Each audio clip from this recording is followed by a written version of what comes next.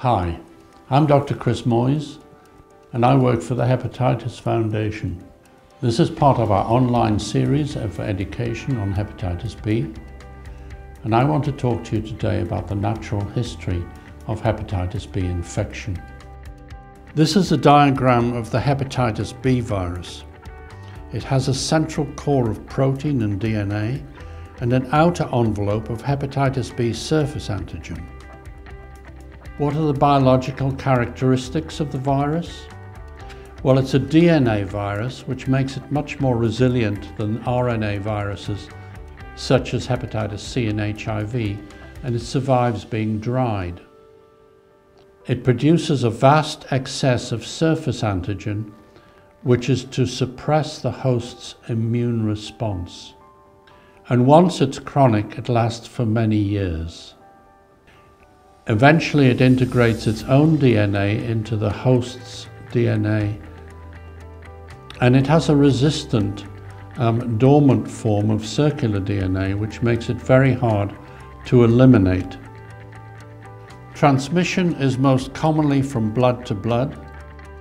It can be direct, for example, in shared needle use, but much more commonly indirect. And historically, it was very common in children and acquired by completely innocent play. Other methods of transmission are from infected mothers to their babies during labour and sexual transmission in adults. Now, the outcome of infection is very much determined by age. Infection from mothers to babies in labour, which we call perinatal or vertical transmission, usually results in long-term chronic infection. The risk of becoming a chronic carrier following infection is only about 30% at 1 year of age, and probably only about 1% in healthy adults.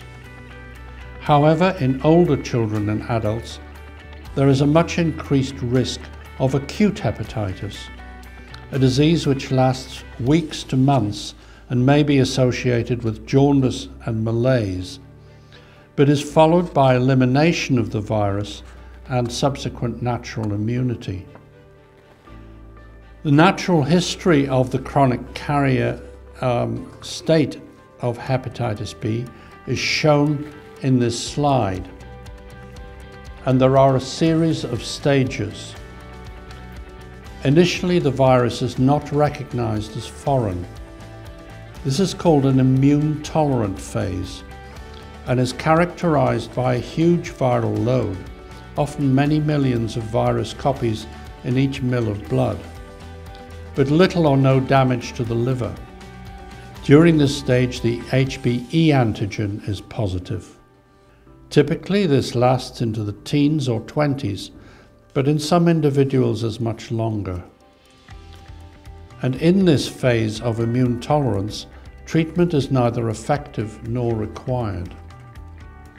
Eventually, the host immune system recognizes the virus as foreign and attempts to eliminate it by destroying infected cells.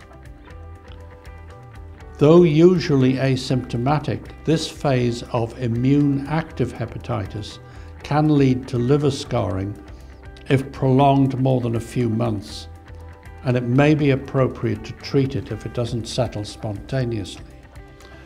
This in turn is followed by an inactive phase with low viral loads, healing of liver damage, and normal liver function tests. The HBe antigen is now negative, and the viral load is low, but the virus is still incorporated into the cells, including in the host's DNA. And surface antigen persists. This inactive phase may last for many years, even for life, or hepatitis B surface antigen may eventually be lost and the carrier state ends. However, in many carriers, the virus may develop partial resistance to the immune system, and the liver is again damaged by immune-active disease with slow but progressive scarring. Most of the patients we treat are in this phase.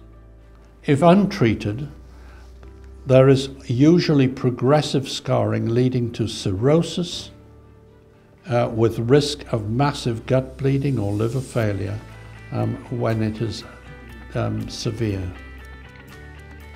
The most common cause of death is development of liver cancer or hepatocellular carcinoma, which occurs particularly, though not exclusively, in patients with cirrhosis. So now you've heard us talk about the natural history of hepatitis B, and I'd like to say that the Hepatitis Foundation is here for you if you're a carrier. What we do is to monitor progress over years and to pick up when people would benefit from treatment to try and prevent cirrhosis. And we also aim to detect liver cancer at an early and treatable stage wherever possible.